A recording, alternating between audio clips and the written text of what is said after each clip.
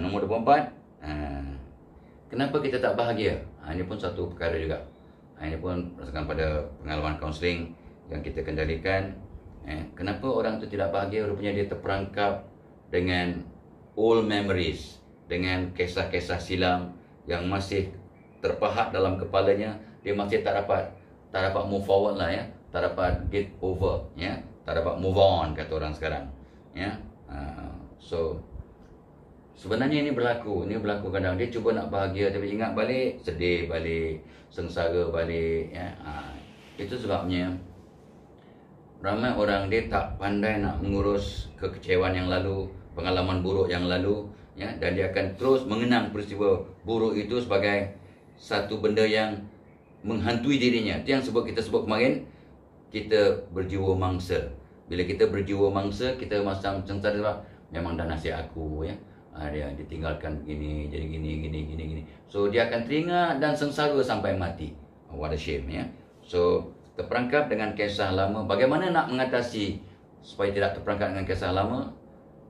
Itu sebabnya selalu kita pesan, maafkan, doakan, ya. Lepas tu move on. Doakan, maafkan, move on. Soalan yang ditanya, ya, saya boleh maafkan, tapi saya takkan dapat lupakan. Saya juga masih sengsara. Inilah dia. Masalah yang kita hadapi, keadaan yang kita hadapi, sebab hati kita yang lama, otak kita fikir yang lama, amal-amal yang lama, sikap yang lama. Your current problem is because of the current you.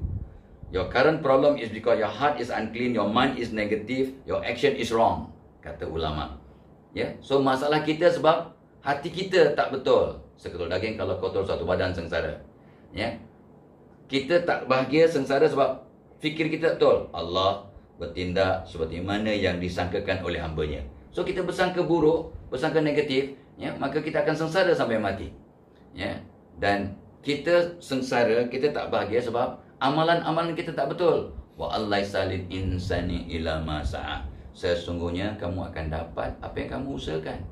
Jadi, kalau kita betulkan hati, betulkan kepala, betulkan amal, betulkan sikap, maka kita akan overhaul diri kita. Kita akan jadi orang walaupun masih banyak ingatan perkara-perkara lama, ya, peristiwa lama yang masih dalam kepala kita.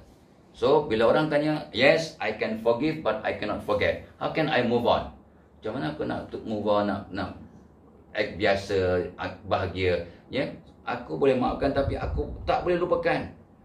Sebab dia masih pakai sentimen lama, hatinya masih kotor, kepalanya masih negatif, amalannya tak betul. So, solusinya, ya, so betulkan hati.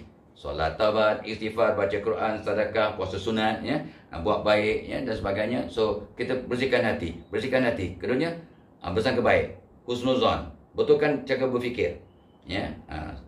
Yang tadi kita sebut tadi, setiap perkara yang berlaku pada diri aku, setiap orang yang Allah datangkan pada aku, yang baik, yang buruk, yang menjahanamkan aku, yang menipu aku, yang mengecewakan aku, semuanya bagus untuk aku. Bila orang kecewakan aku, baru aku tahu siapa kawan yang sebenar. Bila orang menipu aku, baru aku tahu bagaimana menangani, bagaimana belajar untuk sabar, bagaimana nak bangun balik selepas jatuh. Jadi semua orang yang buat baik pun bagus, buat jahat kepada kita pun ada kebaikannya. Malahan, kata pakar-pakar yang mengkaji, kita boleh banyak belajar daripada kekecewaan, kegagalan berbanding kejayaan. Kita malah boleh belajar dari orang banyak kecewa, banyak gagal, ya.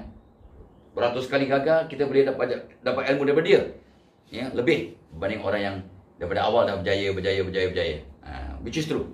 Kita memang dapat ilmu yang lebih banyak dan lebih penting, ya, daripada orang yang biasa gagal, ya. So bila kita maafkan. Saya dah sebut kepada seramai orang. Kenapa saya maafkan tapi saya tak boleh lupa? Saya kata sebab awak pandai. Sebab IQ awak 120 ke atas. Artinya pandailah, brilliant lah, ya. 120 above is pandai. 125 brilliant. 140 genius, ya. So IQ awak tinggi. Macam mana awak boleh lupa? Tetapi bila kita maafkan, doakan. Sampai satu masa, mungkin sebulan, mungkin 6 bulan, mungkin setahun, kita akan masih ingat sebab kita IQ tinggi, kita masih ingat, tapi ingatan kita dalam bentuk yang berbeza. Dulu kita ingat sengsara, sedih, cannot move on. Tapi sekarang bila kita ingat, kita boleh senyum. Nasib baik. Ya, dia curi duit aku 100,000. Rupanya Allah gantikan dengan 1 juta. Sebab Allah takkan ambil sesuatu daripada hamba-Nya kecuali digantikan dengan yang lebih baik. Betul. Nasib baik aku tak kahwin dengan mangkuk tu, ya. Allah, kalau tidak balik aku ke Bangladesh. Ya, sekarang dapatlah ke Myanmar, ya. So contohlah, contoh, ya. Sebab sekarang ni Rohingya makin glamour, ya. So setiap kejadian itu terbaik. Setiap kejadian itu ada hikmahnya. Ingat, bila kita maafkan orang, kita masih ingat. Tapi bila kita dah maafkan lama dan kita doakan dia dan redha, maka walaupun kita ingat, kita tak hiba, kita tak sedih, malah boleh senyum dan malah bersyukur. Nasib baiklah aku dikecewakan, nasib baik aku putus tunang, nasib baik aku ditipu, nasib baik aku dulu pernah bankrupt. Kajian, hampir semua jutawan di dunia sekarang pernah bankrupt paling minimum 5 kali. Ikut kajian. Ya, kebanyakan jutawan di dunia pernah bankrupt minimum 5 kali. Daripada jatuh, dibangun, jatuh, dibangun, jatuh. Sebabnya, bila kita jatuh, gagal, kita banyak belajar. Ya, kita banyak belajar. Okey. So, itu yang ke-24, terperangkap dengan kisah lama, akhir kalam untuk pagi ini. Kita yang ke-25, kenapa kita tak bahagia? Terlalu fokus kepada masa depan hingga gagal hargai masa kini. Kalau pensyarah, aku nak jadi profesor dalam masa 5 tahun.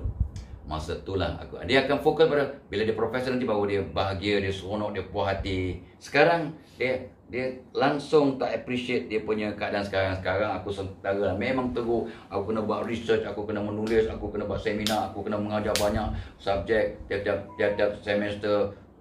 Dia tak langsung bahagia sekarang sebab dia pandang 5 tahun lagi insya-Allah aku jadi profesor. Dia pandang yang depan. Ya, dia pandang yang depan sampai terlupa nak menghargai, menghayati, ya, appreciate apa yang ada sekarang. Ini maksud nombor 25. Terlalu fokus pada masa depan hingga gagal hargai masa kini. Rugi, ya. Sebabnya seorang Umar Al-Khattab yang menyebut, ya, semalam telah berlalu, forget it. Kalau buat silap, bertaubatlah. Besok belum tentu kamu masih hidup. Besok belum tentu kamu masih hidup, tapi kamu ada hari ini. So, hari ini, hargai hari ini. Buat yang terbaik. Ya, buat apa pun yang terbaik hari ini. Sebab esok belum tentu kamu masih hidup. Semalam dah berlalu, nothing can be done. Omar punya wisdom sangat luar biasa. So, in 1984, seorang profesor yang tepuk bawah dia tepuk, Muhammad, make your today your masterpiece. Who knows today, that day could be your last. Wow.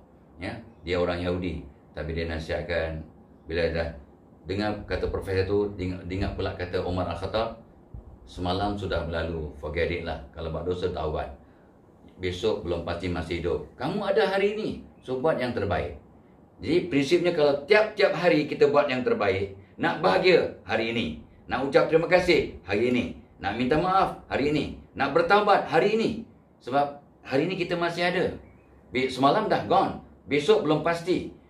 Jadi kalau kita fokus pada hari ini, kita akan dapat kebahagiaan. Kalau kebahagiaan yang hakiki, kalau tiap-tiap hari kita bahagia, tiap-tiap hari kita buat yang terbaik, mudah-mudahan kata tu sepanjang hidup kita yang masih tinggal akan jadi baik. Jadi mudah-mudahan, ya, kalau tiap hari kita baik, maka tiap minggu akan jadi baik. Bila tiap minggu jadi baik, tiap bulan jadi baik. Bila tiap bulan jadi baik, tiap tahun jadi baik. Bila tiap tahun jadi baik, mudah-mudahan sepanjang hayat kita baik dan bahagia.